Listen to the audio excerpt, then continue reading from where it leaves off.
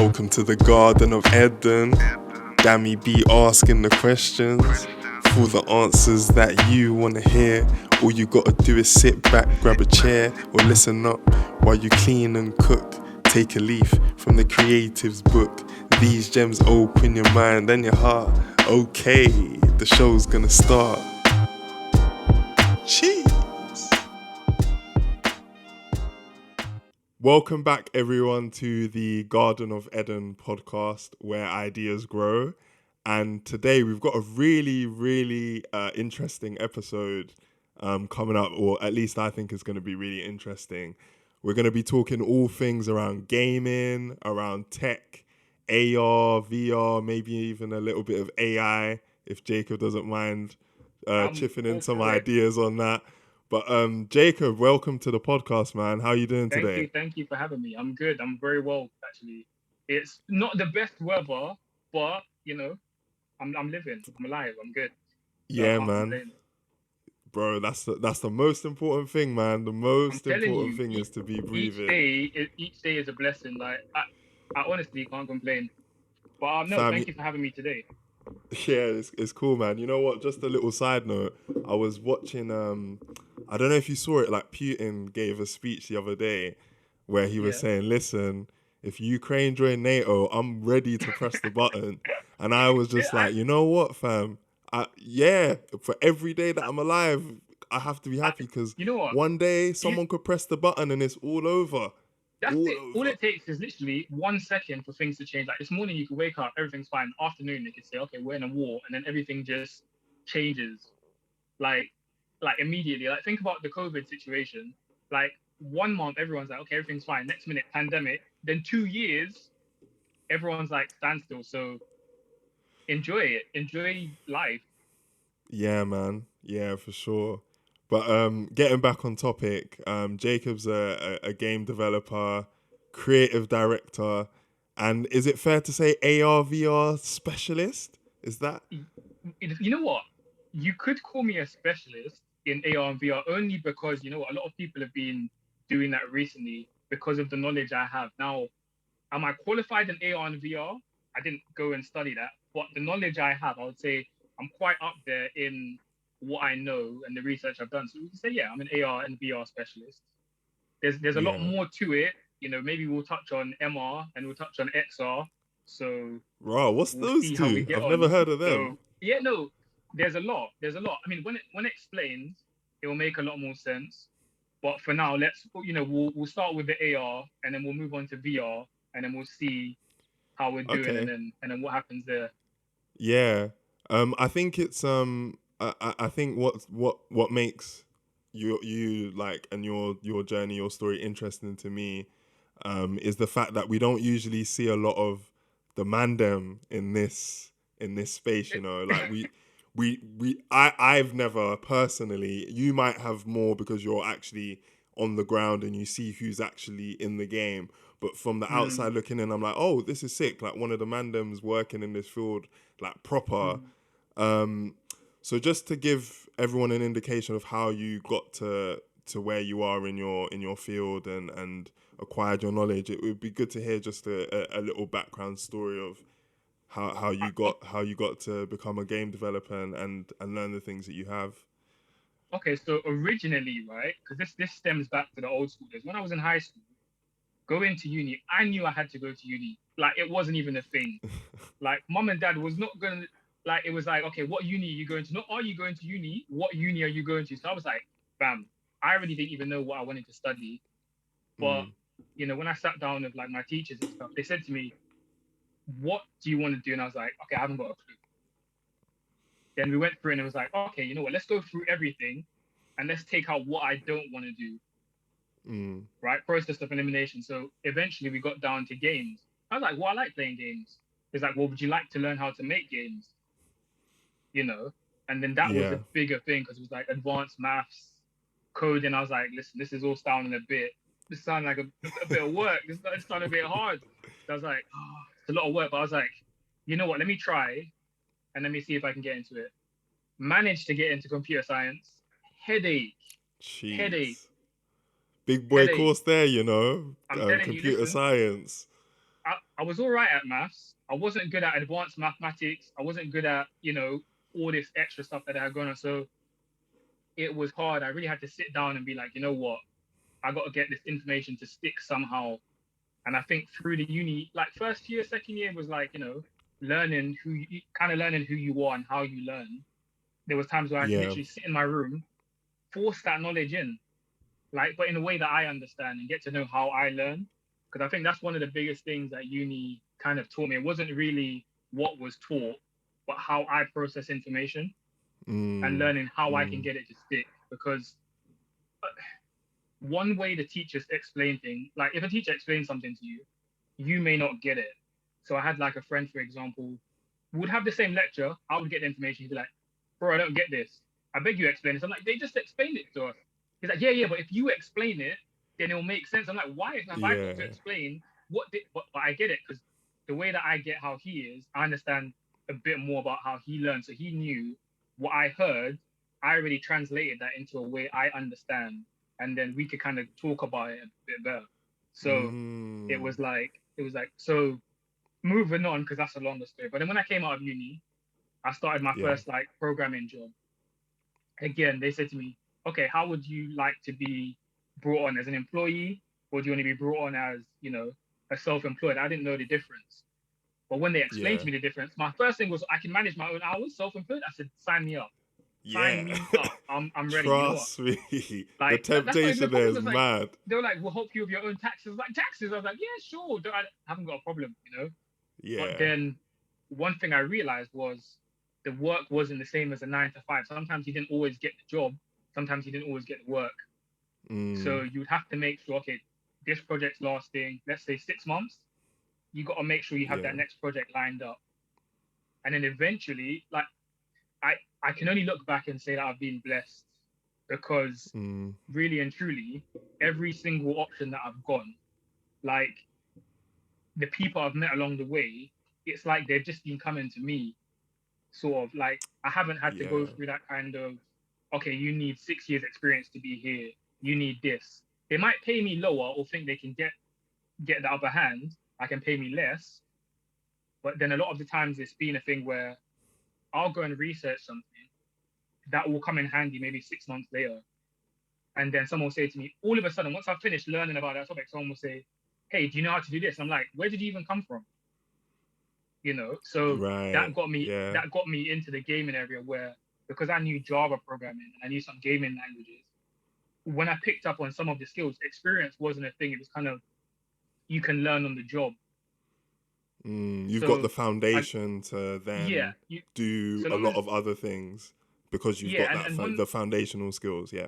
Yeah, and then even with uni, because you go to uni, it is unfair, but in a sense of that uni degree that I had really came to back me, because it was like, oh, you got a uni degree, okay, sign you up, that's it. So a lot of the times where we'll be in group kind of interviews, I'll see people and they'll be like, I've been coding since I was 6, I've been doing this since I was 10. I'm like, I just went to uni. And they're like, you went to uni? All right, cool, yeah, you're in. I'm like, that's it. Like, yeah, you went to uni. I guess it shows some sort of it shows that you can actually accomplish something, or you can do something. So you can apply really yourself. Yeah, no, so it was a really big helper. For what I learned on uni, they don't even care. Do you know what I mean? But so long as I went, they were kind of like, okay, I'm sure we can mold you into something where you can do this. So for the early days, it was kind of just, I can only say blessings. Like, I was, first programming, then games programming. And then from there, I started to make connections on the inside. Okay, and once I'll tell you this, I never believed this, but it was kind of like, when you hear that thing, who you know, like, it's who you know. Yeah. I was like, nah, I can't just be who you know, but it's who you know. Like, a lot of the times, who you know, what you can do. Definitely, man. Definitely. I've had a similar experience of that within my industry. Like, I've been able to get quite a few interviews just through people knowing other people that are looking for roles. And 5 years ago, or a few years ago, when I was coming out of uni, the thought of just chatting to a friend and then them getting me an interview with a company was just mad to me. It didn't seem real, but But now, like, that's actually just happening. Like, it's actually quite mad. Hey there, Garden of Edun podcast listeners. Sorry to interrupt this episode. I just wanted to say thank you for watching and listening. If you get value from this podcast, from the guests sharing their perspectives on their journeys, I would appreciate if you could share this with maybe 1 or 2 people that you know will get something out of it. If you like the podcast, please subscribe or follow it on whichever audio platform you're listening to it on. We've got more exciting content coming up with athletes, musicians, comedians, journalists, sharing their journeys towards mastery. And now back to the show. Yeah, I actually wanted to tap into like some of the things you were doing on that you do on a daily basis, just to give people an indication of like the kind of things that you're working on. Okay, so are you talking about now or when I began? Which one do you want to hear about more? More now, actually, like more now, Okay, like more and now. what you've learned and has built up to the things you're working on now in gaming. Okay, so a lot of the times now, right, I'll be looking over the code, just checking and seeing what the problems are and just trying to fix them. So I guess beta testing, seeing different types of apps. I'm working a lot in the AR field now. VR, I dabble in there, but I'm more focused on the AR purely because I enjoy that a bit more. So I'll be I'll be on a day-to-day basis. Let's say I wake up every day for me. Let's say every week is different because I know, okay, I have to go and test, let's say X, Y, and Z. I have to get it done by this date. Or if we're working on a new feature, let's say I have to bring this feature out, or I have to test this feature and make sure that it's working. Get all the feedback, and then not only do I have to, after I've tested it, if I find any problems, obviously because I can code as well, now I have to find the solution to this problem. So it's kind of like game-wise, when I'm doing gaming stuff, a lot of the time I'll be working on the models. Let's say we're trying to get the models into this game. We have to make sure they're the right format. We have to make sure they have the right textures. We have to make sure everything is correct so that when it gets into the game, it looks correct.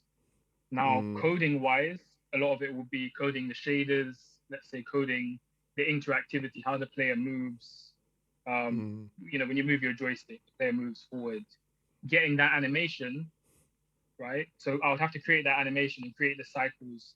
So he moved from this initial pose to, let's say, a running pose when you move, right? And change the speed and see how it looks. So it's kind of like, when you ever, when someone draws something on a pad, when you see those kind of like flip books. Yeah. It's sort of like that, but on a computer.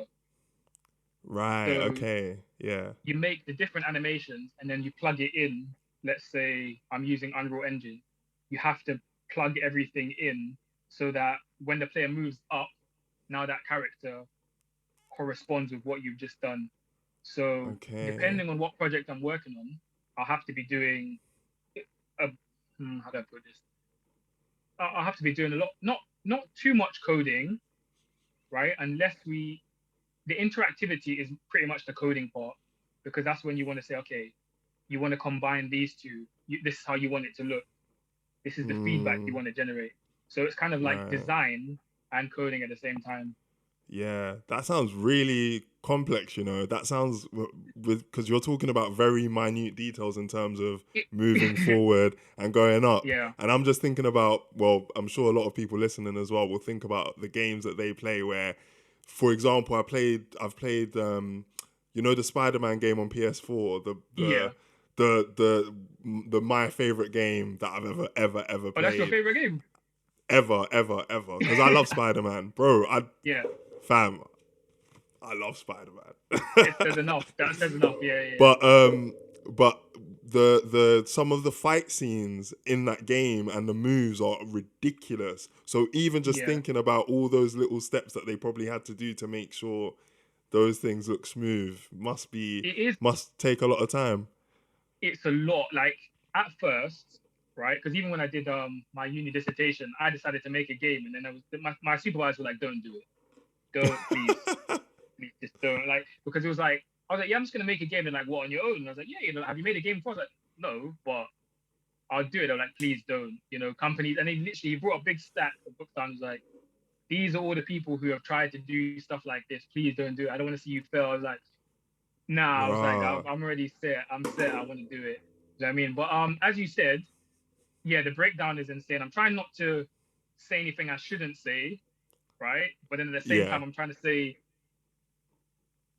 as much as I can so it makes sense. But the breakdown is a lot because the interaction, especially when you have like enemies, when you have AIs, a lot of that is coding. So it's kind of like, okay, when an enemy gets, let's say, here, or when this happens, or if this is going on while that's happening, this needs to happen. It's a chain reaction of different things. So it can get Right. complicated. But if you build it correctly, then it's very easy to kind of like add on pieces. Let's say, for example, Right. someone's running, you can add on a roll or a jump. So you have two different options to go to, right? But if you do Right. it incorrectly, it can start to become It a can. headache. So it's almost like a web. Like you start off Yeah, from one point and it like grows into a web of different consequences or different actions that lead to different other yeah. actions, It's no, from so on it's and just so like that. forth. Right. Oh So man, that is mad. so That like for is example, mad. in Spider-Man, it's like so he's running. Let's say for example, you can make him when he gets to a certain speed. Okay, right. So let's say we're coding this in. You have the player Yeah. move up. The player moves up as you can control. It can kind of control as it's tilted, right? So let's say you push it more. He begins to run at a certain speed. When he gets to a certain level, now he's able to leap rather than jump. But if he's not at that Yeah. level, he'll only be able to jump a certain thing. So you have to gather that speed, get to jumping. Now he's Yeah. airborne. So you have a different state he's in. So now the state has changed from running to mid-air. So now he's mid-air. He has a different options. You can spin, you can attack, you can, and it just, and then from there it just, yeah, spins off. Okay. So That's mad. Oh, bro, that's crazy, man. I it's like it just insane. penny just It, dropped in my head. Yeah, that's telling really you. cool, But man. but then the thing is, as a coder, once you get to this level of like game development, everything, not even games, everything becomes broken down. Like I'm driving, okay, and in my head, everything changes. Like if I go right, okay, now Yeah. these are the possibilities that can happen if I go right. There's a traffic light this way. I know there was road replacements going on here. Okay, if I go left, okay, this way it might be longer, but it's back roads. There's less bumps, and I could avoid this if everything Yeah. becomes strategically placed because, as you said, it's a web. So now the opportunities I have are endless. It's just which is the best way to go. So the gaming has really kind of changed the way I see life as a whole. Like life isn't a game, Yeah. but I think the decisions I make are based like, okay, which is the best route, you know? Yeah. What makes you say, in because you said it a couple times even before we started the pod, and in my head as soon as I like thought of the web thing I was thinking, oh, life is kind of like that. Why would you say life Yeah. isn't a game? It's not life is not a game because of emotions, right? And because we're humans, I'll Ah. say, like, for example, if we did things just as a game, it'd be like, okay, am I gonna eat this? No, because I have to stick to this kind of calorie thing. Do you know what I mean? But then emotionally you like this, so you're gonna go for that. And that's one of the biggest things. Um, Humans are unpredictable. Yeah. So even if you think someone's at rock bottom, like if it was in a game, you'd be like, that person's not. You've defeated the boss; they're not coming back. That's it. But Yeah. humans, you can defeat them. You could bring them to rock bottom somehow. So long as they're alive, they'll be able to rise back up. Like it's never the end. Rah. Like so long That's as you're alive, it's never the end. wow. That's So mad, bro. That's deep. That's it's deep. we're just beginning. We're beginning. Let's not go too way off. But yeah, but I mean it's but yeah, life isn't a game because of the emotions, but everything else Mm, strategically. If you want to get a job, you dress the part. Do you know what I mm. mean? You change into the right costume, you go there, you say the right things. You know, if you say the wrong things, if you make the wrong decisions, you're gonna get the wrong outcome. Yeah. You know what I mean? Yeah. But Crazy, bro. if you can just trigger the right things at the right time, then you can head that way. If you can just do it the right way, you can pull it off. Yeah. So a lot of things are well, I mean, that's the way I see it. Yeah, and So that's a massive impact on the way probably you and other people in the field make decisions just in general, because you, instead of just seeing it as like a one time thing or like an isolated incident, you're probably seeing it like, if I make this decision, I go here, and then I could go yeah, here and here. So I can pick A, but then A opens up C and D, but then I could also do E and F, or those kind yeah. of those No, that because kind of way you, of seeing the you world. can manipulate a lot of what happens by the way that you explain things. Mm, Like if I said to you, okay, here, Dami, here's a pen, you'd be like, okay, great, a pen. But then if I explained and I said, here, Dami, this is a pen that if you write any number on a piece of paper, that becomes cash on your desk. Now it's a different pen altogether. Do you see what I'm saying? Now yeah, everything is changed. And now you're saying, okay, wait, hold on. So you're telling me this pen could ultimately change the path. So yeah. yeah, so I think the way that you think about things really controls the present and the future. Mm, So it's a really big thing. definitely, man. Um, no, that's really interesting. I'm sure those people who really deep that web thing, I think will find that one interesting to ponder, and I'm sure we can get deeper on it as we go through the podcast. But But yeah, yeah, sorry. that's how I got into gaming. Yeah. It was from uni, and then really I would say it's just blessings and meeting the right people, and also how you treat people. I would say makes a big difference on what will happen. I mean, for Mm, me, I was kind of brought up to kind of always be kind to people because you never know who you'll meet or how it affects them or how they've been treated. So I think a lot of the times, just by being kind or treating people in the right way, has led them to mm, kind of be like, you know what, this person, I want to pick that person just because maybe you said hi to them in the morning, maybe you asked how they were, can end up, 30 days later, you know what, this person has always been kind of like caring for me. It yeah. just produced something else. But you don't do it with the intention of that happening. But I think for me, a lot of it when I look back has been, you know what, I'm so thankful that I wasn't, I didn't treat this person bad or I didn't ignore them, for example, because now I know them. They did this or they did that. So I'm like, oh, I'm thankful to a Yeah, lot of man. it. You never know where that like that good karma just like comes I'm, back in mad it different will ways, come. isn't it? It, Yeah. yeah. And the universe Yeah, has a man. funny way of doing it at the right times. So Yeah, man. Um gotta be I was careful. actually, yeah, for sure, man. I was actually curious to find out because obviously you've been in the game for quite a long time. What would you say like the most challenging thing was about becoming a game developer? Because I know for me, similar to you when I was growing up, obviously a lot of us like playing games, banging out PS2. Few games that I can think of, Simpson Hit and Run, or I don't know, a little Halo, or these kind of Mm. games, and a lot of people would be like, oh yeah, I want to make games, but for me, like especially doing engineering at uni, I always looked at coding and like control and instrumentation as just really complicated things to even get my head around. Obviously, because you're in the field now, you're an experience. What would you say was the most challenging thing about becoming a game developer, and how did you overcome it?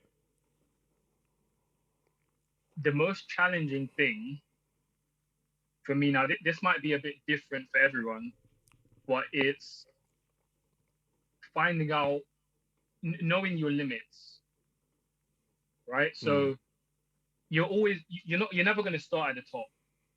You're never going to be, there's always going to be someone better than you or someone who knows more just because they have more experience or maybe they've dealt with something. Now, mm-hmm. for me, one thing I had to face was, okay, you don't know everything. Yeah. And that's fine. Obviously, I know I don't know everything. But when you're coding, you believe, okay, I can do everything. This is possible. But you have to know your limits at the moment. It's not saying you can't break your limits, but Mm, you can't do it. There's not enough time to do everything, yeah. right? So you're going to have to work together with people. Like working together is a very, very big thing. And like for me, I like to work alone a lot of the time. Like, and the reason I do Yeah. it's not that I don't like teamwork. It's just that if I'm doing something, I know what I can do now. So it's a lot easier for me to get what I need to get done without relying on anybody else. But what I've learned is that I haven't come this far by myself. Like the Yeah. books I read, the research I do was all left by other people. Do you know what I mean? So I've been working as a team just indirectly. So with Mm. that notion, it's not that I don't like working alone. It's just find the right people to work together because there's not enough time to do everything by yourself. And then when you know that, you can do a lot more. So for me, it was kind of like I reached a limit of what I could do on my own because I was running out of time, Yeah. Yeah. you know. And I would say time, yes, I'll say the biggest things were my limits and how to control my time. Now, when I say that, it doesn't mean you have to wake up at 5 a.m., you have to sleep early. I'm not saying no. Find what works for you and and know how you work. Because some people like working at night. Why? They just do. You know, some people don't want to work during the day. For me, I can just keep on going. So I need to remind myself, okay, you need to sleep. You need to make sure, okay, Mm. fit in fun. You can't just always be working. But it's not, to me, I don't see it as work because I enjoy it. It's kind of like, okay, Yeah. cool, what are we doing next? Like, what's the next fun thing? Okay, what are we gonna do next? And then it's like, Yeah. let's go on. But you have to manage how you do things. Find out how you work, what you can do. Once you find out your limitations, find out which limitations you want to grow.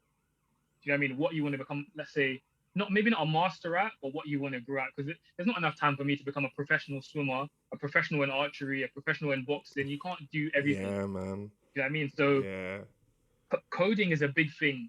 So sometimes when I get put on projects and there's big games, we don't start from scratch. We take the old legacy code and we build off of that. Start from scratch, there's not enough time. We can't start from the Uh, beginning. We take a so lot. sorry, just because you brought up something that I find really that I'm really interested about. Is that why then, when sometimes you're playing these games, you're like, for example, FIFA is a really good example, and you get you get FIFA 11, 12, 13, 14, 15. You're like, it's a new game, but nothing like this. It still Yeah, feels like the same yeah. No, FIFA. Is that why? they're not starting from the beginning. They are not. There's no way, no, because it works. Like imagine if they had to build a whole game from the beginning. There are some games that do that, and then technically what happens is you'll get feedback from like the gamers and they'll be like, nah, we liked how it worked before. Like Oh there was God. nothing wrong with it. You know what I Yeah. mean? Because they changed the whole dynamics. Like so Yeah. it feels off, like it's not the same. But a lot of the times, yeah, they use the same base. So you start with a template or you start with the same game. You might change the textures, you might change, let's say, how for FIFA, they'll make it a bit fair. So they'll balance out, let's say one player might have been quicker than the other because they got stats. They might even Mm. out or they might change how the statistics work. But ultimately, we start with a base and then we work on that, Mm. and we've reached a point where that is that's a really big thing. Because imagine if you had to start from the beginning and say, okay, now if I want to use the internet, I have to make a computer from scratch with nothing. It's like, Yeah. Yeah. that's a headache. That is a headache. Yeah. So again, teamwork. The past is Mm. helping us move forward into the future. So everything that's left, research, books. Now we have the internet. We have like unlimited amounts of information available to us that we don't use. Like we really don't use it. And why I get it. It's tough, but you could learn whatever you want if you wanted to. Yeah. University is You know, almost obsolete in it's all. some. I, It's I pretty promise you. much. I promise you. When I was at uni, a lot of the times they were like, "Go online." I'm like, "Wait, so what's going on here? What do you mean go online? I'm here to chat to you. What do you mean go online? I didn't come here to go online, but it's a thing where they want you to research because online is the biggest source of information. You can Mm. get a book that was the first, let's say one of the first books ever, and maybe like research and see different things that you weren't able to do like ages ago. Yeah. So, Yeah.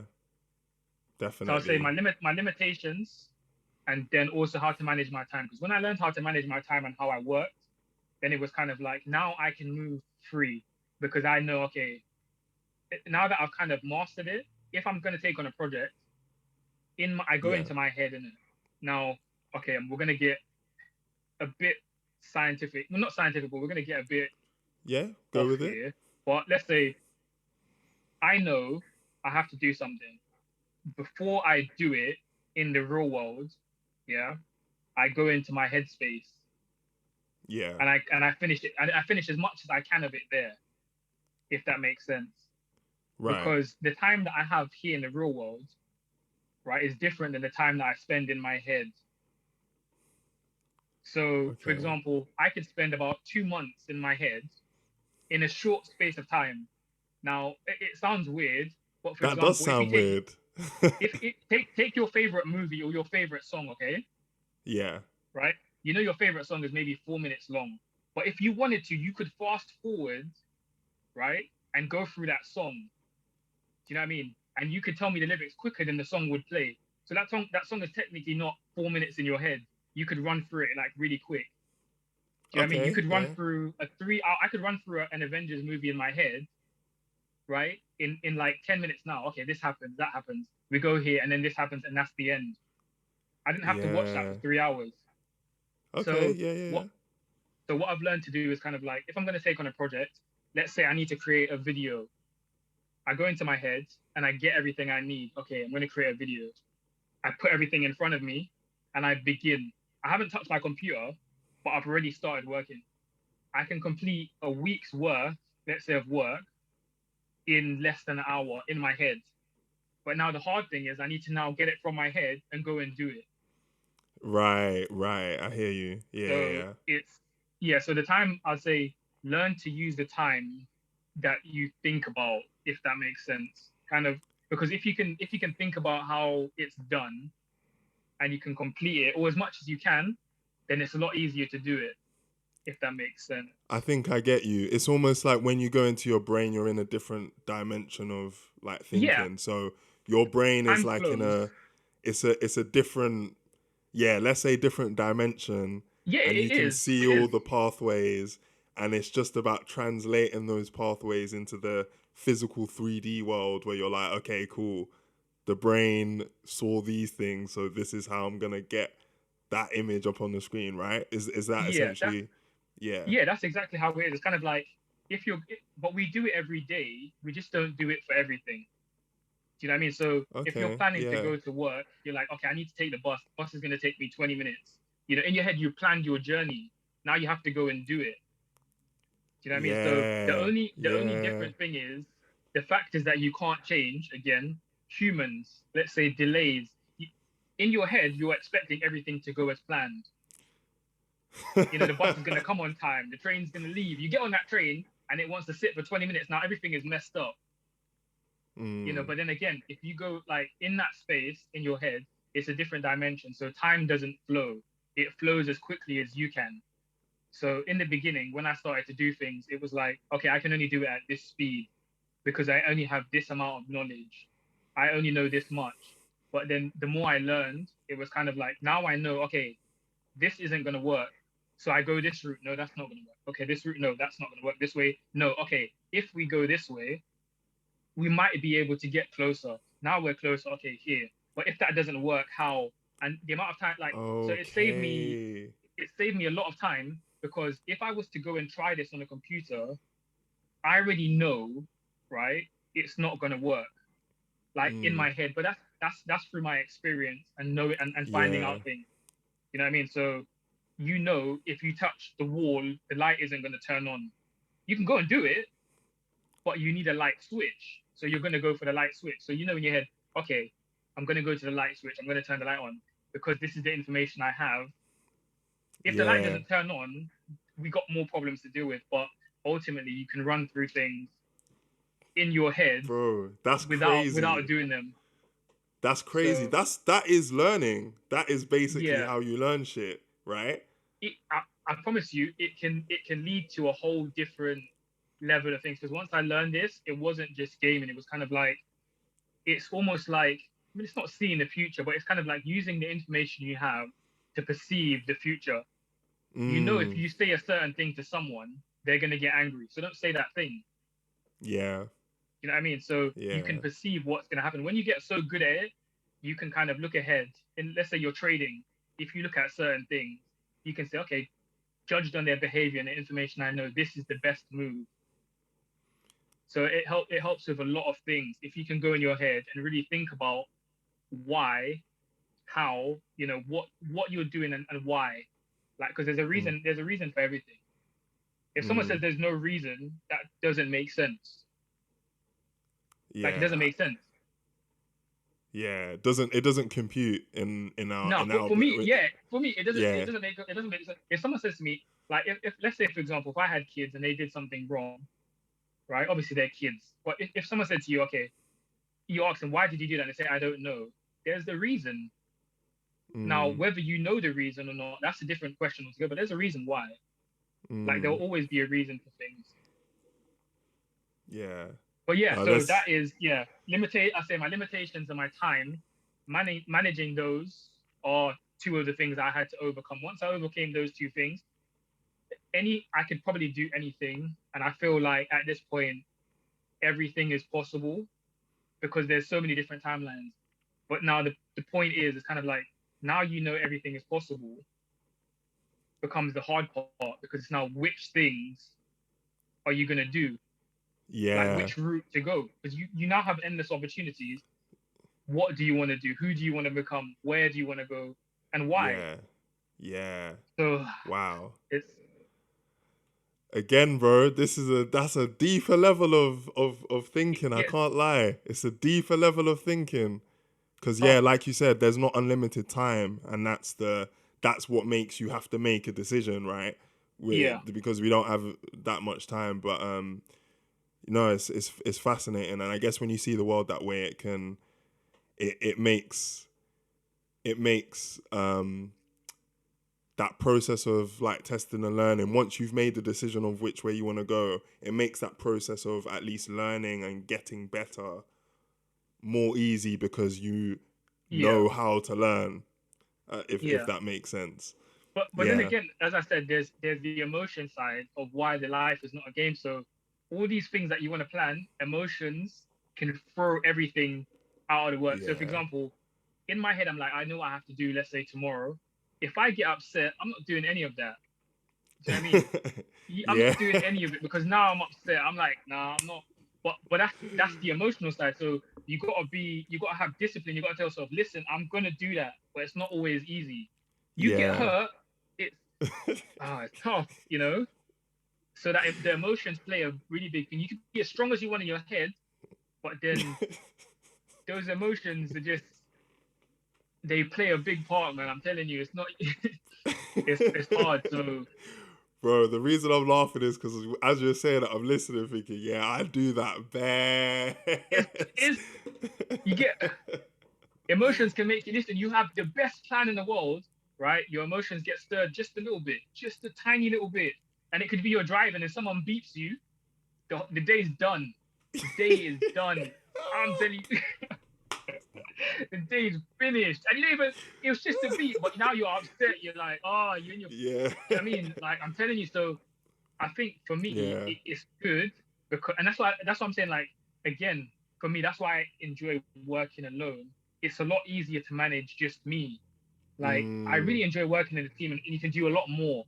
But then who you pick to work with is a big thing. Like me and my best friend, when we're working together, if we're off, like he'll tell me, "Hey, listen, you gotta fix up. I know, like you're upset, things happen, but bring it in, bring it in. If you Yeah. need time, you can have time, but let's bring it in. Let's get this going because we got a plan. We got to get back to this. Like having the right, whoever you have around you plays a really big part. Like as you were saying with your managers, before and as we are discussing like before the podcast, it's a big thing who you have around your managers and who's Mm. on your team or who you decide to be around play a big part on your emotions. And if it affects your emotions, then it affects your way of thinking. And if it Yeah, affects your man. way of thinking, then what you do is, it's going to affect what you do. So you got to keep your emotions in check. Massively, massively. It actually reminds me, before we move on, like I've been reading this book called 12 and a Half by Gary V, and his whole idea is that basically the internet is commoditized everything, and it's basically commoditized skills, because now the access to learning is reduced and it's become more available.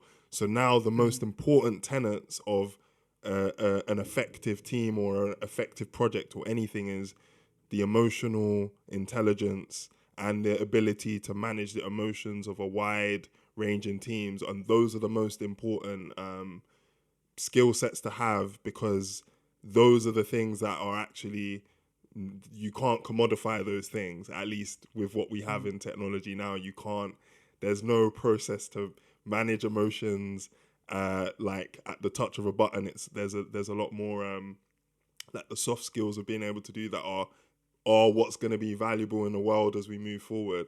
And that touches on what you're saying, because once you realize, time and limits, you still got the emotions to contend with that basically dictate everything else and how everything plays out. So it's pretty interesting, man. Very interesting. I'm curious to see how things develop, and if or how his theory develops, and how the world changes as a result, because obviously we've got a lot of institutes that run off certain ways of working and managing, and they're going to have to change. And you've probably heard of like the Great Resignation as well, being something that's happening at the moment. I think it touches on what we discuss now. So interesting stuff, man. I think, you know what, even as you said that, I think with the internet, we've come to a point where there's no going back. There's no going back. Like, the way that the society is growing compared to the past, it's definitely going to get interesting, but it's a lot to take in. There's a lot to take in. And actually on that, because one of the things I wanted to learn from you is, obviously you work in AR, and you said you touched a little bit on VR and that technology.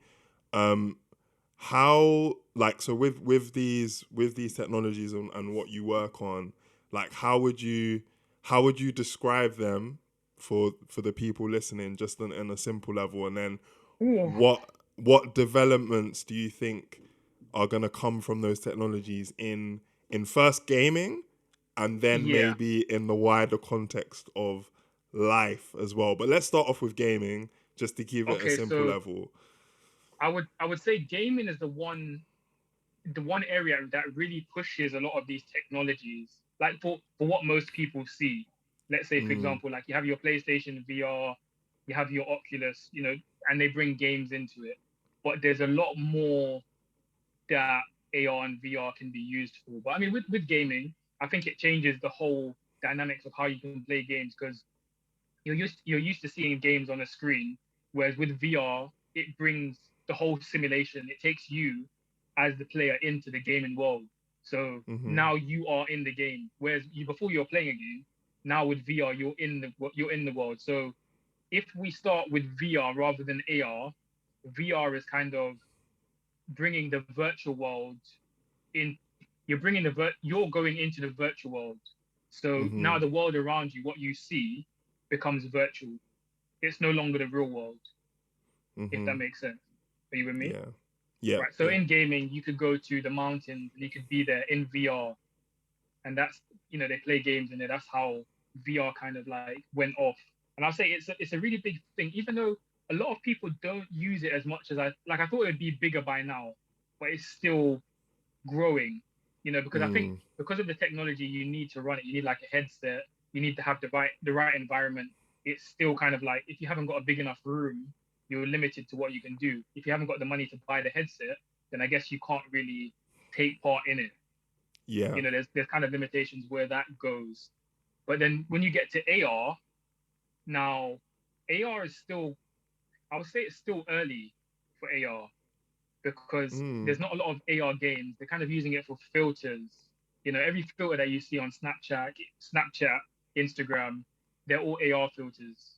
Now with AR, you're bringing the digital world and you're mixing it into the real world, right? So now you're bringing the digital assets. Let's say you're bringing a digital game into the real world, so it can kind of be placed in your room, and that's AR. So VR, you're being transported into the virtual world. and then AR, Okay. you're bringing digital bits into the real world. Let's say, for example, so you could have like a virtual tennis ball in the real world, but you can't interact with it directly. Let's say you can only Right. just you can view it, but I mean you can use your phone to make interactions, but physically, if you haven't, if all the interactions are done through your phone. Right. Right. I kind of get you. That's really. Yeah. Yeah. I hear you. So yeah. Yeah. Right? Sorry. So you have your filters, and let's say they have like face tracking, body tracking, they can see everything, and they can put digital things on you. So let's say people use eyeliner, or they'll put like hats. Those are all digital assets being brought and mixing with the real world, but you can't touch them. Yeah. Okay. You can't in our 3D way that Yeah, we're seeing the world, yeah. we can't No, influence that with you can't our physically. movement. No. So that's where again now. So do you want to know more about how? Is there anything you want to know about the VR side on the gaming side before I touch on MR? Um no, I think yeah, because you mentioned MR and XR earlier. What are those Yeah. two aspects of Okay. technology? Right. So VR, you're going into the digital world. Okay. So digital spaces around you. It's not. Mm, You're not in the real world. It's you need a real world to track the space that you have, but you're going into the digital world. Let's say so. The visual, like yeah. you're in a simulation, right? AR, you're Right. bringing digital assets, digital things into, and you're bringing them into the real world. Yeah. Okay. Now MR, okay, is a mix of both. It's those digital assets. Let's say you bring, okay, right? It's mixed reality. Okay. Oh dear. So That's let's say, for that's what we're example, working on right now. Like well, humans are working on that it's shit. there's more. There's more. There's Okay. a lot. Like this is not even. Ah, let's just yeah.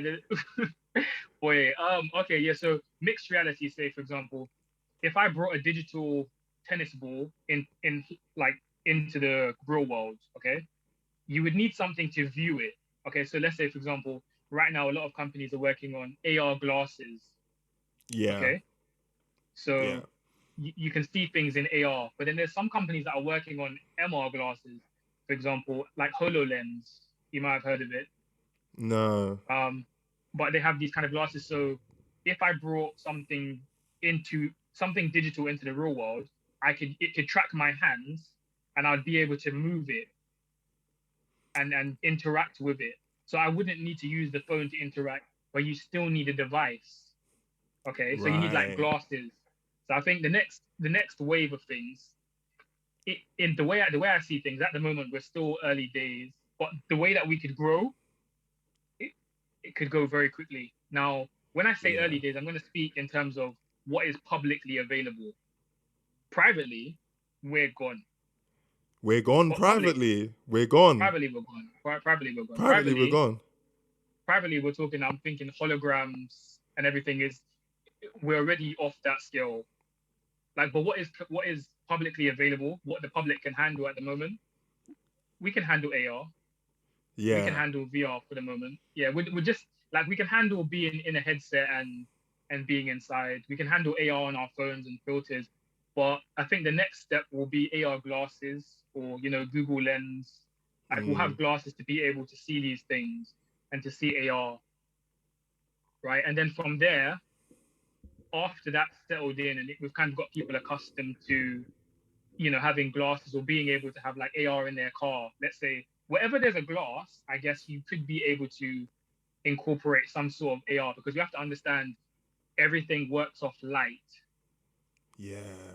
Like everything works off light. Like your eyes, you only see me because of light. If you close your eyes, you don't see anything. Mm, So all this AR stuff, everything, it's all to do with light. Okay, I kind of went off a little bit, but stay with me. no. So With you. the next thing we're going to go to, so they're going to bring out wearables, AR wearables. You'll be able to see your things, and that's where kind of like the metaverse kicks in. Yes. Yeah. You see what I'm saying? Because now gaming, like everybody can take part. Imagine if I had glasses and you were here, and I could see you, or metaverse, let's say meetings, because now everybody goes Mm, into a meeting room or into their space. and you put those glasses on and everybody's there virtually. Yeah. Okay, but we can't interact with each other. We're just there. Okay, so Yeah. that might be the next step. Just bringing in some wearable technology where you can kind of expand on AR. From there, okay, right? So just recapping, we have the virtual, Yeah. right? We have the AR bringing the digital assets in, and now like then we have the wearables where we'll be able to see those AR digital things in the real world. Okay. Mm. Once we get accustomed to the wearables, I think then they may mix it into MR and then start saying, okay, now we'll let you interact with these wearables as you're walking. You can tap on things on your screen.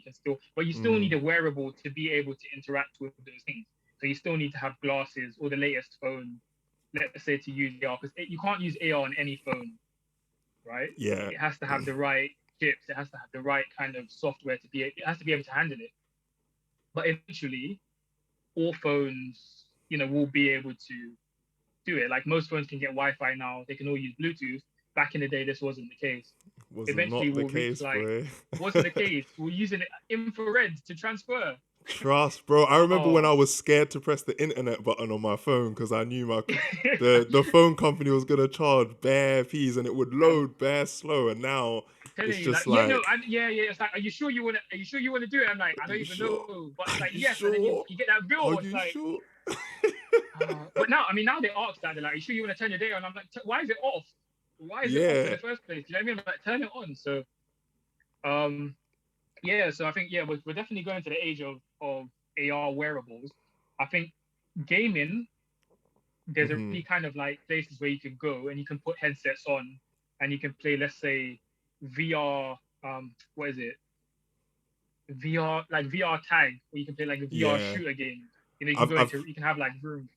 Yeah, I've went to Gravity recently with my Oh yeah, girlfriend in Wandsworth, yeah, and I went on a VR like motorbike, like yeah, it was a racing game, VR racing game, and there was a point in there, and this is what like really fucked with my head, is there was a point in the race where even though I knew I was wearing the glasses, and yeah, even though I knew I was in a virtual race, there was a point where I was like, rah, man actually feels like I'm on this motorbike and I'm actually yeah, racing, even though I'm just sitting on some prop and I'm like moving around a bit and it's going up and down. I've got the glass on. I know it's not real, but it yeah, felt it kind of tricked me for a split second.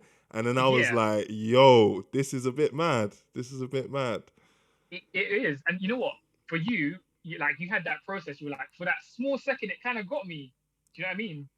Yeah. Like, so it kind of, there's some things we can't control, like because our brain just it does things that sometimes we can't understand. So sometimes I'm in VR and I get dizzy.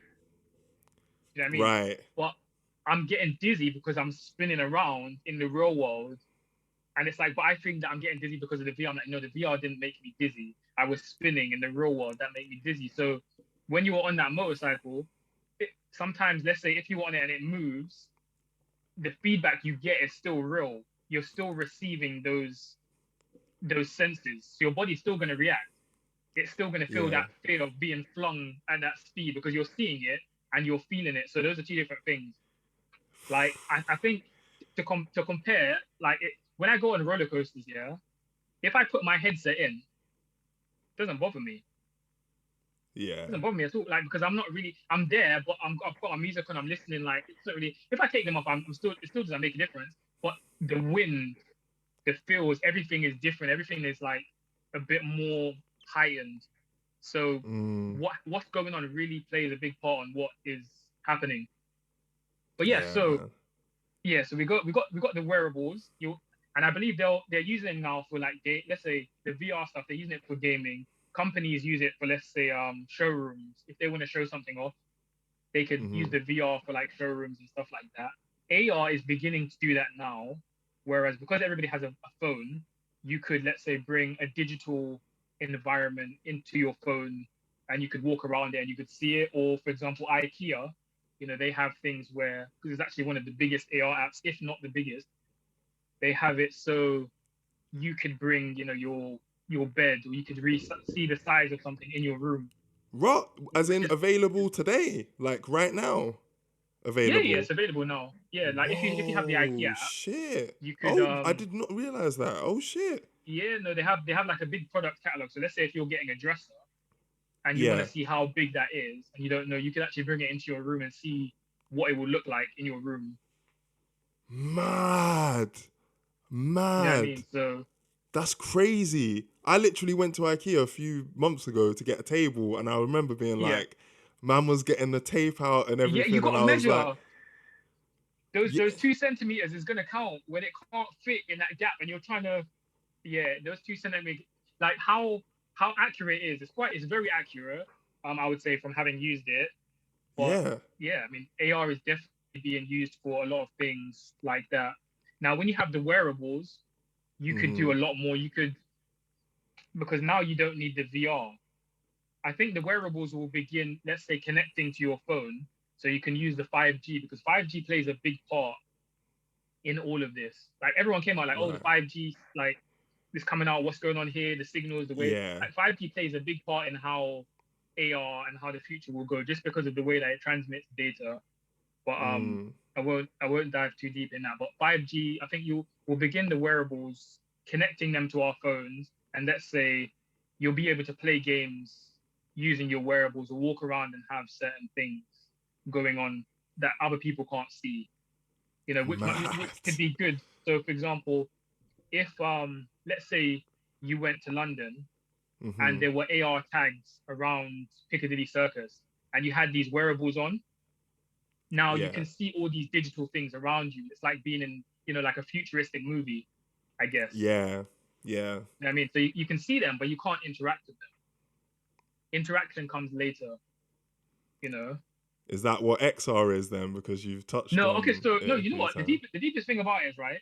Even though I said like XR is there, XR is just what all of them fall into, if that makes sense. Right. So all So of the technologies mixed together yeah, like they, makes they all fall they all experience. fall into XR. So no, extended reality. Extended reality. Yeah, Right, so it's right. kind of like how with science would be like XR, and then you would have physics, biology, and chemistry. They're all different things, but they're all a part of science. Right. I understand. I You know what I hear mean? you. So Yeah. XR is kind of like what they all is the category of what they fall under. But under the category of XR, you have augmented reality, you have virtual reality, and then you have mixed reality. Mm, So yeah, okay. I'm that I'm is that I'm is where XR comes in. I'm starting to piece it together. It's Hope blowing my I'm mind hoping I'm because hoping I don't lose. I'm hoping I don't lose you on this. Like I'm I'm telling you. I'm with you, but as I'm Okay. with you, I'm also like fucking hell. Things are going to get mad. Things are Yeah. going to get mad. How I think fucked I'll up give are things gonna get in your opinion? I'm curious because you said you've how. seen, because for example, you said things that the world are ready for. Like for you said, we have AR and VR tech out in the world publicly available that we as Yeah. humans can just about process. And obviously, Mm, you alluded to the fact that in the darker spaces of the world, or let's just say the more yeah. hidden spaces of the world, there's technology available that would blow everyone's minds, and I don't doubt that. But obviously, you must have seen what's available and what's out there. How fucked up or how amazing are things going to be with AR, VR, MR, and then XR in general? In your opinion, how do you see things playing out? Let's say in the next 10, 20 years as a Okay. benchmark. So in terms of how crazy things are, right? You have to understand. Yeah. When making things for like people to use, they have to be safe. They have to make sense. They can't put people's life at danger. So there's a Mm, limit to can be what can be brought out and what can be shared, because you can't give something to someone where it's going to make, let's say, their eyesight worse, or there's going to yeah. be risks where it has to be safe, it has to be consumer friendly. So with all this stuff, Mm, you know mm, how crazy I'm talking. I'll give you an example. Like as far as most people know, light bounces like when you have light, you see it because it bounces off reflections. Yeah. However, there's companies, right, and there's people who have, well, I guess the technology is there where light can be seen without bouncing off anything. Now, it sounds, I don't know if it sounds weird to you, but it's almost like, how do I put it? So you could have a hologram here, Mm-hmm. right, and it's just made from, like, there's no lights pointing at it, but it kind of, but what it does is it oxidizes the air. So there's ways of going around things and technology that's made that is incredibly like amazing, but then at the same time it's dangerous. Right. If put in the wrong hands. Now I guess like the army, NASA, they have control of like everything. Like they're like Yeah. years ahead, Yeah. right? So this, like, for example, AR right now, let's say we use our phones. If you wanted to use nanotechnology and you wanted to put it into, let's say, a contact lens, Mm-hmm. right? You could have a lot of that. Like, for example, have you seen the show Black Mirror? You know what? I've watched a few episodes, but I haven't watched a lot because that some of the episodes, I can't lie, they've twisted up my head too much, and I'm Yeah, just like, you know what? I can't emotionally yeah, deal with it. I yeah. can't. No, I But know, I get that. go I on. get that. No, but I mean, a lot of things can be done. Let's say using chips. So a lot of the stuff that are not humane can Mm-hmm. be done. Yes. So Yeah. it's, how crazy are we talking with this AR stuff? You could give, like, you could give yourself special abilities. Let's say, for example, if done in the right way. Mm. So, for example, when you play games and you have like a scope to see, and it can kind of like help you shoot, for Yeah. example. Imagine if you could have that built into your eyesight, or if you could have like a telescope built into your eyesight. Bro. Let's say the technology is available. Now, is it safe? Yeah. No, not safe. But then Privacy, yeah. But then safety, again, like. I, like, for me, I never, like, I would never show, like, everything I'm working on, what I show, for example, social media, right? Mm. I think it has its pros and its cons, because on one side it kind of brings everyone together, but then Mm-hmm. it also does some things which we can't reverse, you know, For because it's kind of example. like I think we have the need. How do I put it? It's kind of, we all post things online. Why do we post? Because we're seeking something in it. Yeah.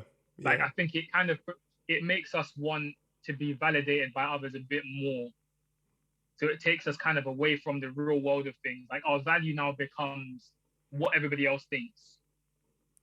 For example, not everybody, but a lot of the time, let's say, for example, if I post something, I'm just gonna post it because I'm posting it. I don't really care. I do want people to see it. Yes, that's why I'm posting.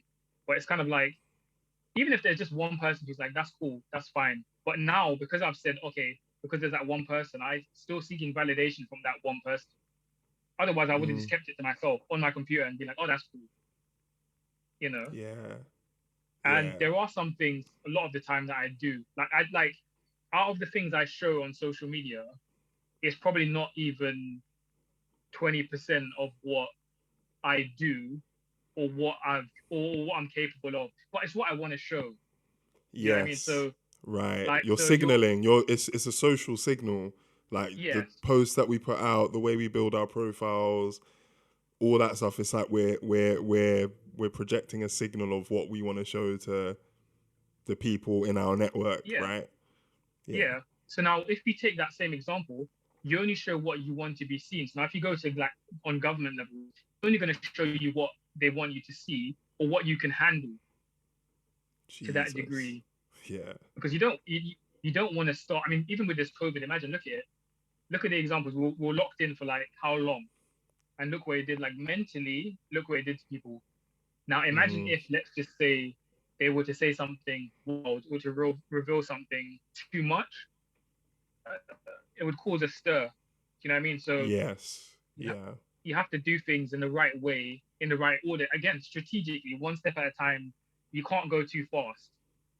You know, so with me, how far things are going, I think data protection has already been breached to a point where I'm not happy with it. Like, and I say that because we have to be spied on, right? And I know we're coming off gaming a little bit, but I mean, with everything we do, you know, everything we use, there's cookies. They say, oh, you know, do you accept? Yeah. Yes. You can track me. Yeah, you can see what I'm going on. You can do whatever. And we're kind of okay with it because we want to use the internet. We want to use their programs. So we kind of just like, yeah, it's fine.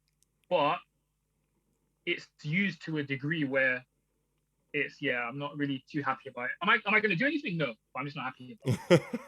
So, you know, it's like, but there's a lot. So a lot of the times when I move, if I'm making things, now I think of it in terms of now I've learned to do something. It gets a bit scary because it's kind of like, if I know how to do this, and I think this is mad, how much more? I'm like, do the people that are, you know, have a whole like organization behind them, you know, all our tax money behind them. Exactly, they have, because they have resources, intelligence, security behind them. Means that they can do way more than you as an individual can. Way more together. Everything they have, they can do so much more. So now it's kind of like, what am I gonna do now that I know all of that? What can you do? Again, there's some things you just have to leave. Yeah. There's some things you have to leave because you know, like, one, it's gonna give you stress. It's gonna give you a headache. Like, too much knowledge comes at a cost. Yeah. It comes at a cost. Like, you think you want to know everything, you don't. I promise you don't. There's some things that I know now. I'm like, flip. I wish I didn't know that. Yeah, 100%. I wish I didn't know that because I'm like, now I could say I'm tough. I'm like, yeah, you know what? But when I think about it, it hurts. But I'm like, this isn't fair. I'm like, but I can't do anything. I'm like, you have to hold that. Crazy, man. But then you come back and you be like, okay, well, what can you do? Because ultimately, it's not, you know, you're alive. You have to do something. You can't just. If I thought about everything I know, right, and I took it into my head as fear, I wouldn't do anything. Yeah. You know what I mean? It would kind of be like, what's the point? Nihilism. Yeah, it would be.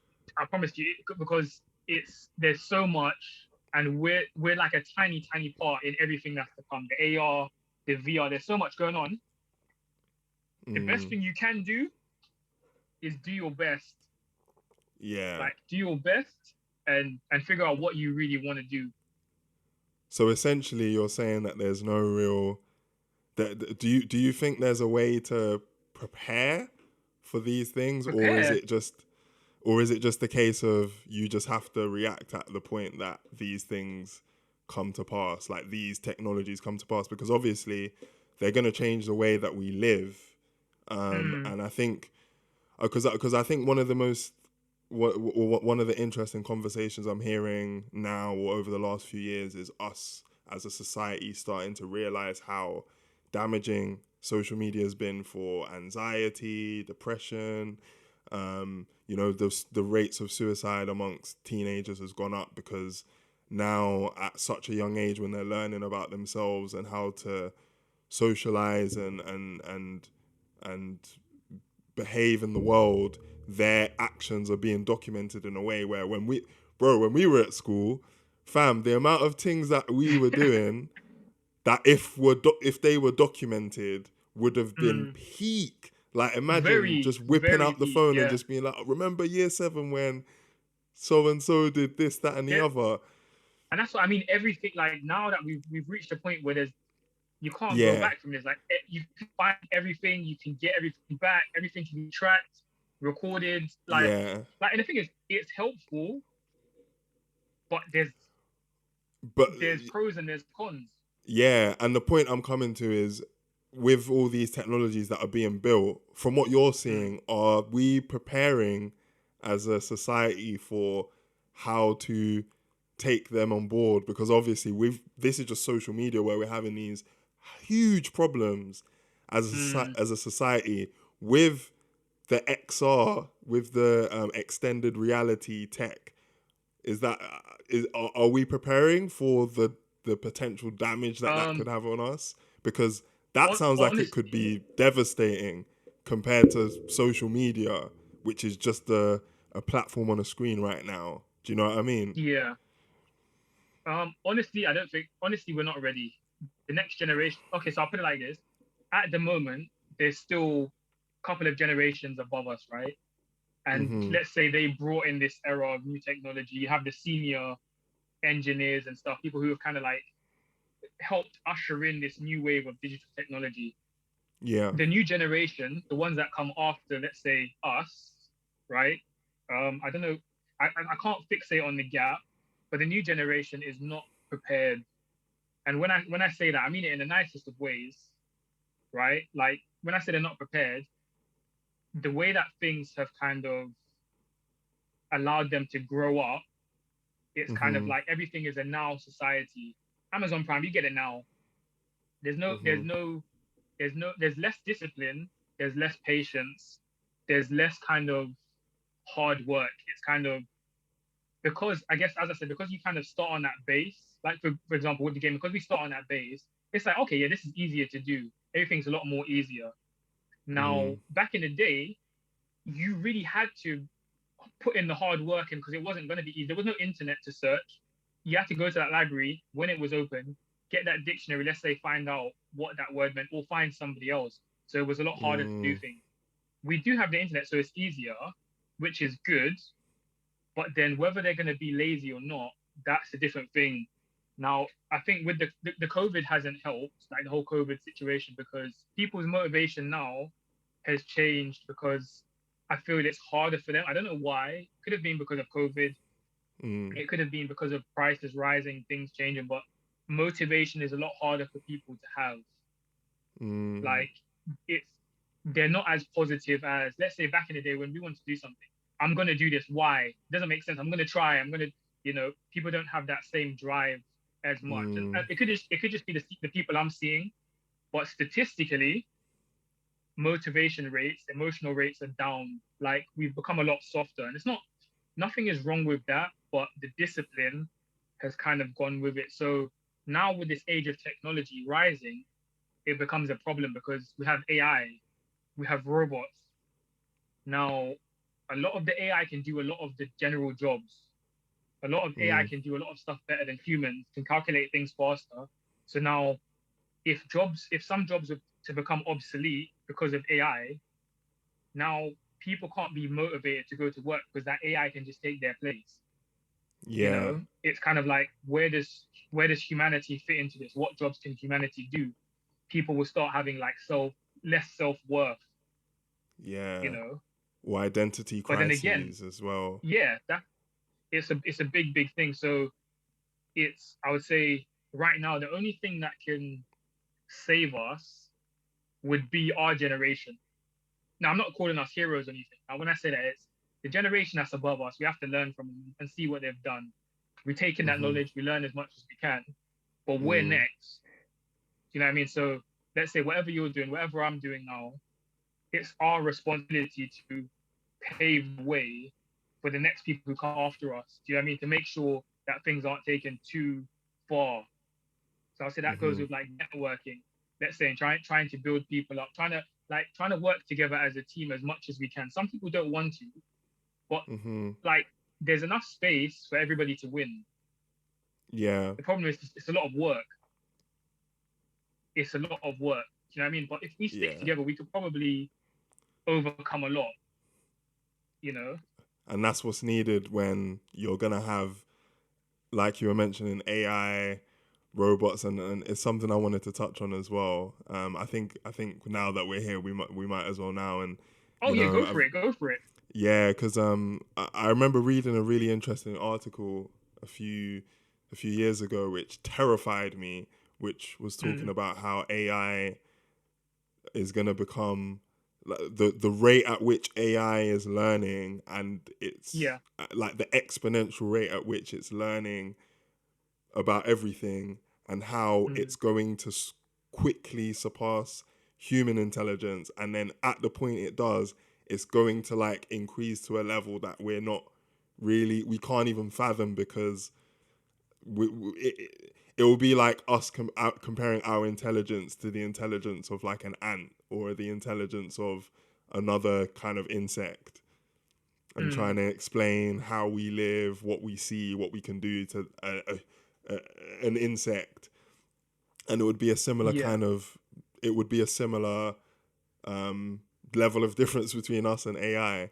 And obviously these are I guess estimations and suppositions from people who are in the tech world. Is that something that you've seen? And the other thing I wanted to mention, which I think could be quite interesting, is Neuralink, because I do understand that Elon Musk is working on this project which will combine like human consciousness with machines and AI, because he believes it's the only way for us to really survive that change. So as somebody who's in that world, what are your thoughts on that? Because it'll be interesting to hear. I didn't think we were going to touch on the Neuralink, but again, as I was saying, there's some things that are not humane. There's some things that don't, but they are available. So these tests that they're doing, stuff like the Neuralink, with robots coming up, with AI, I think the comparison you made is quite good, because a computer doesn't forget, so it has the advantage over us. Like, for example, we can remember some things from our childhood. Do you know what I mean? If it was a computer, it remembers its whole lifetime. It remembers when you first imported data. It remembers when you did something, and it puts it there. That date modified, that date created it. It stamps that. Now, for us, if I said, what date did you have your first cake? You don't know. You don't remember these things. Okay? So it has the advantage of it learns, it remembers, right? And then also it can, once you have all of that knowledge and you can store so much of it, like we've talked in the past, the way I'm doing it in my head, right? I can move at a speed in my head quick, like only as fast as the knowledge I can process. If a computer or AI can process that millions or billions of times faster, we don't stand a chance. But then the problem becomes with how we use it. At the moment, we're only using it for some things, to calculate things, to automate things, to, do certain processes or certain tasks. But then if AI, again, as you said, if the AI gets smart enough, which it's already smart enough to create games by itself, way quicker than any company. Like on a simple level, it can create Tetris, it can create all of this and make it within like a week or even a day. Whereas if it was a programmer, they have to think, okay, this is not going to work. There's this error, but the computer knows already not to go that way, because that way is not going to work. So it just does it. It always follows the right route. You know what I mean? Because it already it has that knowledge, and it can remember. With us, we kind of, oh, did I do that? I can't remember. And then you're like, oh no, I did this. You have to kind of remind yourself. That's where the AI kind of has a big part. So if we're not careful, the AI, especially with us ushering in like driverless vehicles, AI controls planes, it can control cars. If it was to get out of hand, there will always be a kill switch, but should there be a time where that kill switch is not accessible, right? Because when you start because AI used to be just digitally, the moment you start turning it into like robots, drones, they have physical. Once you start bringing it into the real world, they have their benefits. Yes, we can deliver things, we can communicate better. But then when you bring in like the aspect of war or weaponizing them, that's where everything always like gets taken out of control. The moment you give, any AI a weapon, it becomes dangerous. It becomes dangerous. So we will get to that point.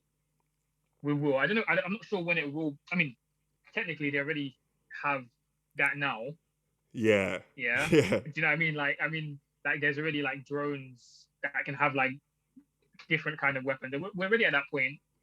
Whether it will be publicly available, like for example, whether the police will start using like drones to surveil or to have stuff like that, we don't know if it will come at this point. Within the next 5 to 10 years, it's possible, but it all depends on the current situation.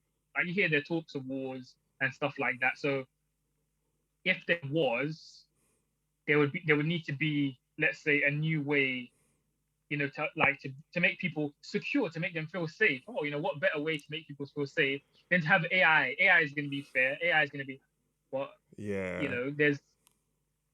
but then again, there is benefits. So the way I see it is that it's coming. We prepare and we kind of use it, but we have to be cautious as well, innit? Like I don't think people will end up relying on it because we're humans. We like the easier route, but I don't think it'll be good. I don't think it'll be good for us to completely rely on. In terms of the Neuralink, that is, for example, when I was saying to you, because your brain is the headquarters, your brain is the base.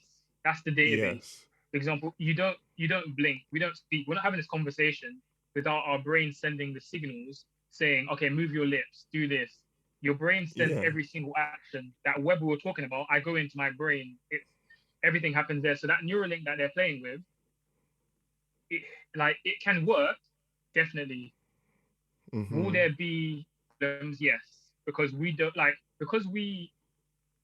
create ourselves, let's say, for example. So this all goes back to we as humans, I don't think we can create something perfect. Yeah. There'll always be side effects. So whether it's medicine, whether it's headphones, for some reason you make headphones and they always break. It's like, why? Why can't you make headphones that never break? We're not going to be able to make something as humans that is perfect. So when you have that Neuralink, we'll have it, but it'll come at a cost. So at the moment they're doing some good things with it. I think it's quite, like, I like the things they're doing with it. It's cool. Like, I like it. Will I take part? No, I can't, because it's once you modify the human body, like you put yourself in the place of in a sense, and you start to modify it, because we don't know how we were created. The moment we start trying to alter it, we have problems.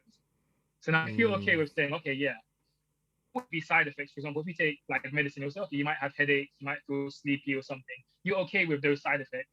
So with the Neuralink, when you get to that point of being able to do things, I think with that, it could really change the game. Because if this Neuralink, let's say, for example, while you sleep, you were able to learn, or for example, if you were able to import data into your brain, learning languages now, you don't have to learn languages. You import the data. Yeah. You know what I'm saying? So you don't speak. You won't even need to speak. You don't even need to speak, really, but you could do a lot. You could communicate with your mind, right? You don't need to speak. You could learn, let's say, a martial art by just importing the data. You can learn anything, but then now humanity it's like a game, Yeah. Because you could literally acquire any skill you want, but then again, it would be governed, because whenever there's a power that's too strong, humans want to contain it and say, okay, no, we need to find some way that this doesn't get out of hand. So they'll always, let's say with this Neuralink, it won't just be given to everyone. Select people will have it, or only be like, or the army will have it, or NASA will have it, and say, okay, you can use it for these things. For example, in war, there's rules. I'm like, what do you mean there's war? But no, in war there's rules. You can't use certain weapons.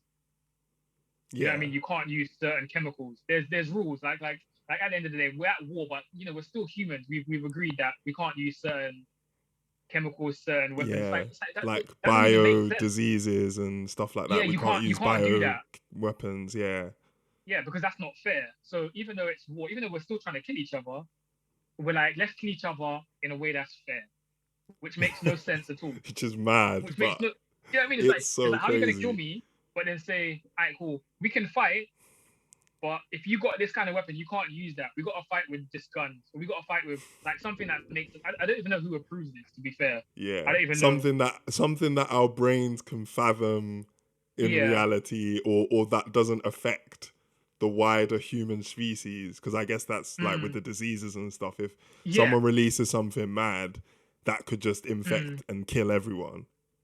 Yeah, I think So ultimately the end goal is we still want humanity to continue. yes, yeah, Like, so I think maybe that's the context. It's kind of like, okay, we can yeah, fight, but let's not kill everybody. So yeah, let's do it in yeah, this kind of way. Because I think the way I see it now, if we were to get into a war, we could be at war, but we could still be chilling. We want our side to win, but there's a war going on, but it won't kind of take place here. Whereas back in the day, you got to be in your house.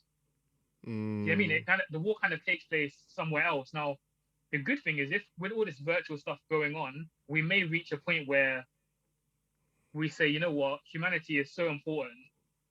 Let's take it all virtual. But then virtual things never really solve things properly.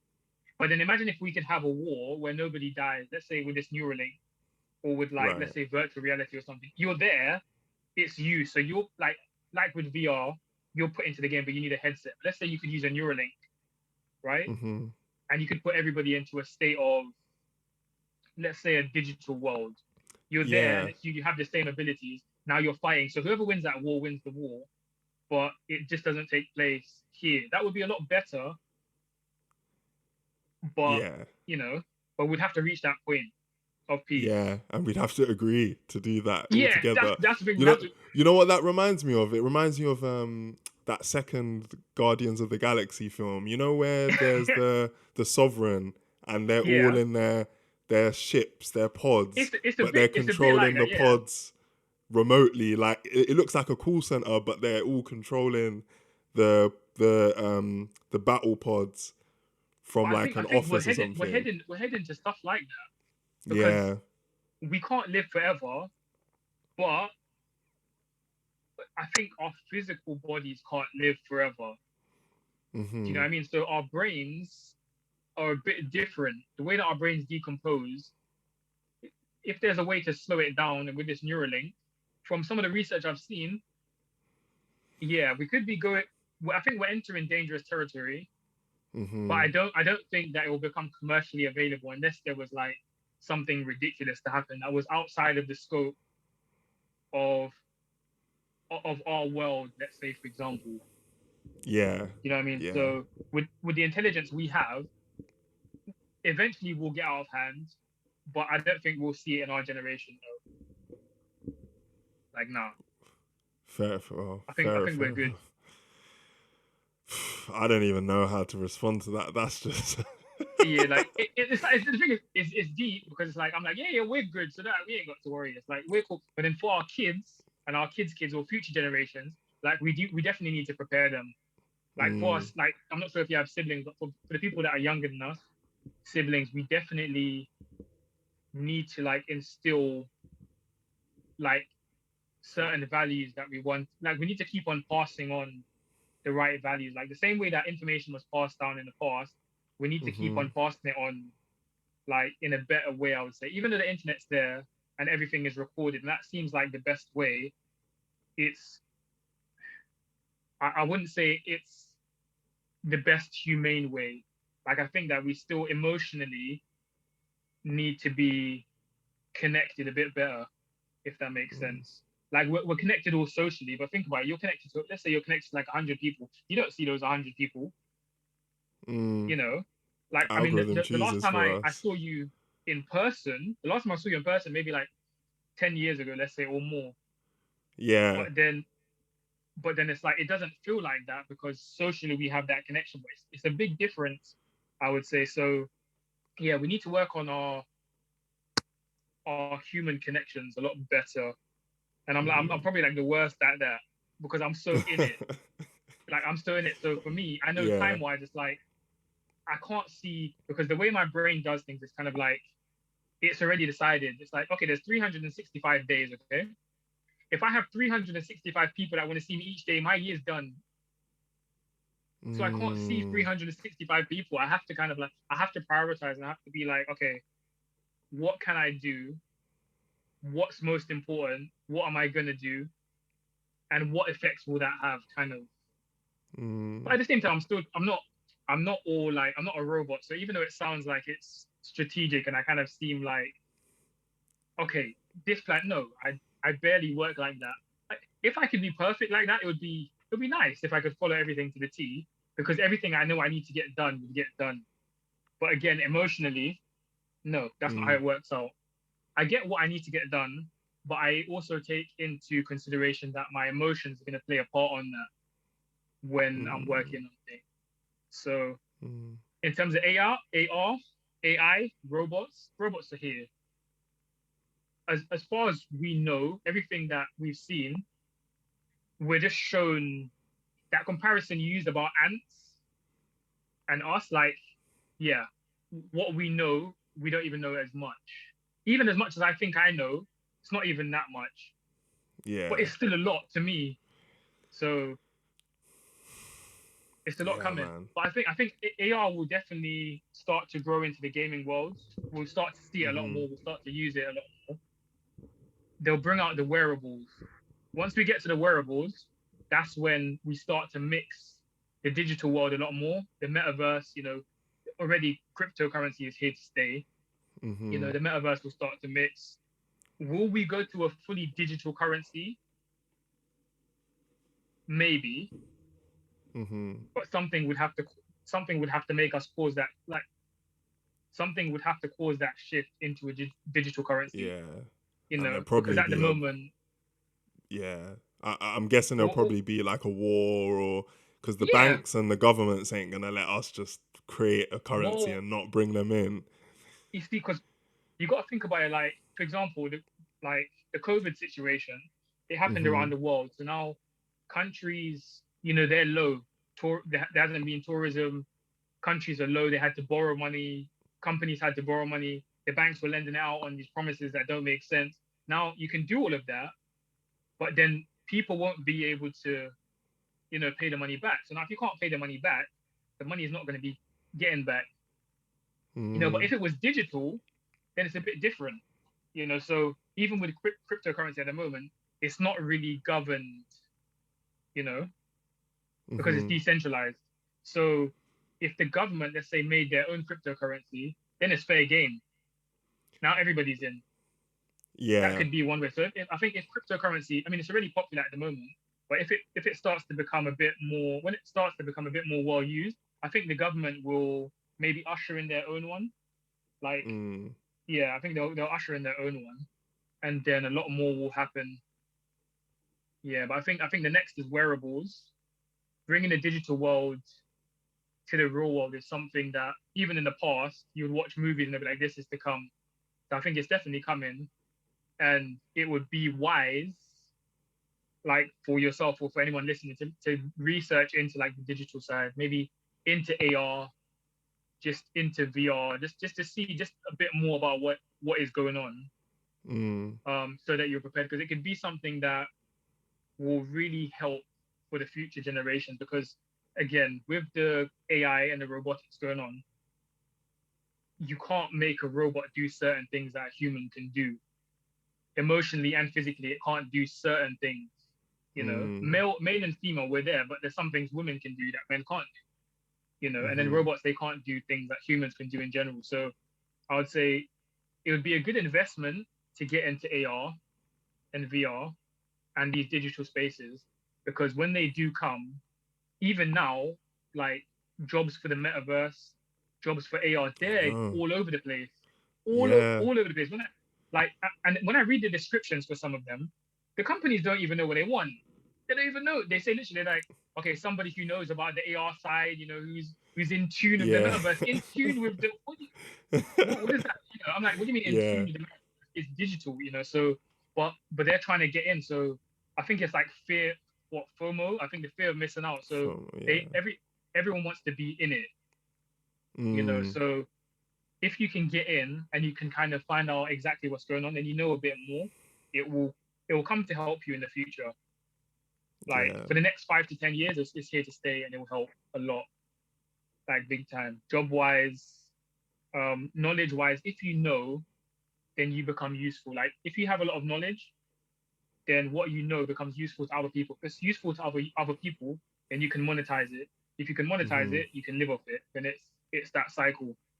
So it's really good, Mm. I think. Yeah. Yeah. I mean, obviously, the first bit we were talking about is it does seem quite daunting. Feels like we're heading into the beginning of a Terminator movie, fam. I can't lie. No, you know what? I think it's probably me, yeah, and the way because I'm trying like I don't give off No. much, right? And the way sometimes I say things is like it's like a riddle almost, yeah, or like I'm trying to tell you, but I'm not trying to tell you to panic. I'm Yeah. like no, because for me, in my head, it's like okay, I know what I want. At the same time, I let's say for example, I love adventure, so all of this is just kind of like I'm adventuring, I'm seeing all this, and it's just the whole part of everything. I take it in, yeah, but don't let it destroy like your core happiness or your core place. Yeah. Like so, take it all in mentally, and then take a step back and just be like, okay, yeah, this is what is there, but I Yeah. still have to live. It's not here now, so I can't Yeah. do anything. We're in the present now. Yeah, yeah, Yeah, yeah. Of course. you Of know what I mean. course. So Yeah. again, as you said, nihilism. You gotta like I can't worry about the things I don't know that I don't know if any of this is gonna happen. This is my perception from what Mm, I know. I didn't think that COVID was gonna happen. So yeah. I Yeah. can only know from what I base on. But from what I do know, yeah, AR is becoming bigger. There's a few companies who are leading it, which is good. Mm-hmm. But I think it's definitely here to stay. And gaming wise and everyday life will start to become a bit more digitalized, Mm, you know. mm. So Yeah. before we didn't have headphones, then we got wired headphones, then we got wireless headphones, so it's that kind of process. Bit by bit, we're getting more digital, but Yeah. we're not going back. Yeah, it's evolution, man. It's evolution, Yeah. isn't it? It's evolution. Talking about the like real life and getting a bit more present and on the Mm. ground a bit more. Yeah. Yeah. Um, Yeah. Obviously NFTs have become quite a big thing. In the mainstream media now. A lot of big projects, like Beeple's projects and the apes. What are they called again? The ape project. I can't even remember the name now. Yeah. Um, They're there. I know. No, I know what you mean. The apes. Yeah, they're yeah, there. People are yeah, literally going wild off NFTs now. yeah. Like I have a love hate for NFTs. I have a love hate. Because you have an NFT project on Yeah. Wearable, don't Yeah. you? The Yeah. Portals Because of the Unknown, and I think there was couple Snoop Dogg ones as well. Probably I went don't up think in it's value after the Super Bowl there's. performance. I was. You know what? Do you know what's ridiculous, right? There's a lot of offers, right, coming in for the Snoop Dogg ones, and just people sending offers now. Whether you accept them is up to you. NFTs, as I said, I have a love-hate relationship. Now, when I say that, I'll begin Hmm. with I don't know. Like they're here. I don't know whether they're fair or if they're not fair. Like now, when I say that, okay, you have your NFTs, anybody can create anything. It's open game. But then I was Hmm. thinking, I was like, what about those people who study art or who went in to have that space? The rug's just been pulled. Now everybody's in. Yeah. It's like like, but at the same time, it's like, should that have been the way it was from the beginning? I mean, it creates a I guess open competition. It falls into capitalism really, where okay, Mm, there's a commodity, and whoever finds the best way to monetize it, it doesn't have to be the best. It's like yeah, it's like McDonald's versus I don't know what would be a good like a place that sells like burgers that the cow what was Burger killed King? yesterday. I don't know. Like imagine a Michelin star burger joint where the cow was killed the Yeah, day before and the meat in your burger is fresh versus McDonald's, and McDonald's are allowed to be in the same market even though their burgers are very shit in comparison to yeah. to No, the fresh yeah, one. I guess NFTs has done the same thing in the sense that okay, now anyone can be an artist and whoever can commercialize their NFT project more wins yeah, or makes the most out of it, right? yeah. So you know what? I think it's a good space because even a lot of artists have said, you know what, now their art is being realized, whereas before it wasn't. So I think it is quite good. Um, Mm, it allows anybody to have the space to create. You can create art. You don't even need to be able to draw or to do anything. You could literally just do anything, take a picture of it, put it up as an NFT. And if somebody finds value in it, they can buy it, right? The Yeah. difference is that it's all bought with cryptocurrency. So Mm. it's in a different world altogether. Now, I have my Yeah. NFTs and I sell them. I'm like, yeah, you know what? And I've got loads more coming. I might even drop some this week, maybe I might drop some Shoots. this week. Come on. But I'll see how work goes on. But I got a superhero one coming out, which will be quite good. But I mix my NFTs with AR just for the sake of like having a little bit extra, because I mean NFTs are not really supposed to be anything fungible. You know, they're digital assets in a space. Yes. You know, Yeah. but when I add on mine, it's just kind of like a bonus. You get this with it. You know, Yeah. to entice people and to say, okay, the AR is coming. Here's this extra bit. But I think the NFT space is really good. Like if you haven't got in it, I'll say get in it. Like Mm. even just to create one or two things, I say in a sense it brings out a type of creativity that's like, okay, nice.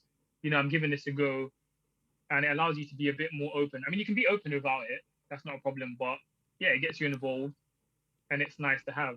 The space itself, though, is ridiculous. The amount of money being spent on NFTs. Yeah. Yeah. It's a bubble at the moment. It's definitely a It bubble. is. It It's is. But I'll definitely say a if bubble. at the moment, while it's a bubble, while it's going on, is the best time to get in. Get in Mm. now before it starts to be. It could become a bit more controlled.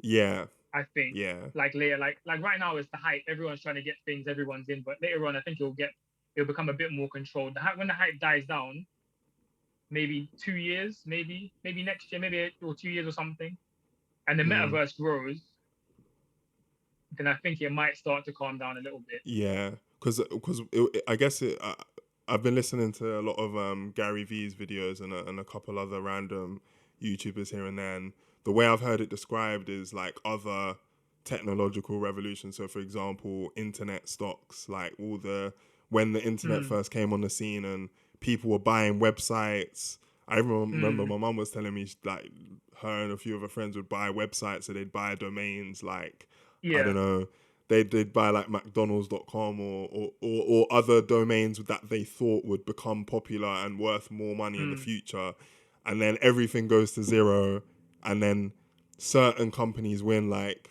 Amazon wins or Google wins as a search engine, or all these websites that now become staple in society win and come kind of out of the ashes.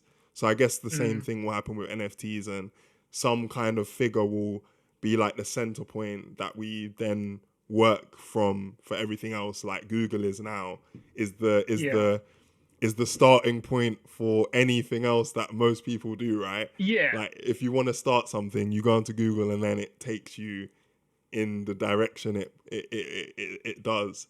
Um, Yeah. and maybe like like you said, the metaverse might be that place for NFTs. And I wonder actually if I wonder how it is going to change, because you know what you were saying about AR and bringing digital into the real world. I wonder if Mm, that's going to be the point at which like consumers like myself and others and yourself will then really dive into the space, because then it's going to become real life. Like it's going to actually become life. I think it's all connected, you know. Like like even though it doesn't seem from the outside like it's connected, like you might have like AR over here, and then you'll have like NFTs over there. So people who are doing like NFTs and stuff, some of them don't even know about AR, right? But Yes. they know about the Yeah. metaverse. But then now the metaverse, let's say you log onto your computer, you go and it's sort of like PC gaming, right? Mhm. But then there's spaces in the metaverse where you can go in your VR. Okay. Mm. So you can enter the metaverse in your VR. So that's already now mixing the metaverse with VR. So now if you could take your NFT, right? Let's say you have an ape or you have like a digital asset, for example, or for example, the Snoop Dogg NFT that I have, Yeah. for example. You could take that character and take him into the metaverse. Now these NFTs are joining and they're becoming a part of the metaverse, which is now also in VR. And then when they bring the AR, when they bring the wearables out, now you could walk around let's say, in the metaverse, and then it sort of all connects like on different levels, if Mm. that makes sense. So with NFTs, I think they're, in a sense, they're kind of just ushering in more of the digital wave. Like people are buying things, but you can't actually do anything with these NFTs, Yeah. Yet. you know? Yet. Yet. Yeah, that's the thing. Well, I mean, like, yeah, you can't do anything yet, but then at the same time, some NFTs, when you purchase them, they're like game assets. So for the Mm-hmm. metaverse, you have an NFT which relates to a game. Let's say you get a special sword or something. Now, when you go in the game, you have that asset, which is really Mm. good. But those are like downloadable items or things you could buy. The only thing that we're just calling them NFTs. Right. So it's it's weird. It's weird. But I like it. Yeah. I do though. It's good. I mean, have you dabbled in the NFT side, or are you looking to go into that side as a creator Yeah. or maybe a buyer? As an individual, I've dabbled in a couple things. So I've got so Gary V has a, I was telling you about the 12 and a half book that he released Yeah. about emotional intelligence. He released an NFT series alongside it, and I've got a couple of tokens from uh, from that from a series Oh, nice. from that book. Um, and I've just been kind of watching, and I've been more watching the space in terms of trying to understand it from a consumer point of view, so that then I can release it alongside projects that I'm doing. So, for example, I'm in the process of writing a novel, and I'm close-ish to finishing, and I've just been Yeah. thinking in my head, is there a way I can use NFTs to go alongside the book, so that it has um, it's a more commercial, it can be more commercialized, and I can Mm. take advantage of this space right now, because if it's going to become real life for everyone, if I have something that's centered around it early, potentially that could be quite beneficial for me. But I the more I've read into it and the more I've watched videos about it, the more I'm like, oh shit, okay, this is inevitable, as my guy Thanos says. This Mm. is an inevitable. This It's industry is inevitable. inevitable, and it opens the doors to all. Like you said, like I really like the way you put it. It opens the doors to us allowing all this Mm. technology in, because, for example, if you buy an NFT which can only be used if you're on a certain platform that requires AR, then more people might use it just to be like, yo, man's got the NFT for this. Here you Exactly. go. Yeah.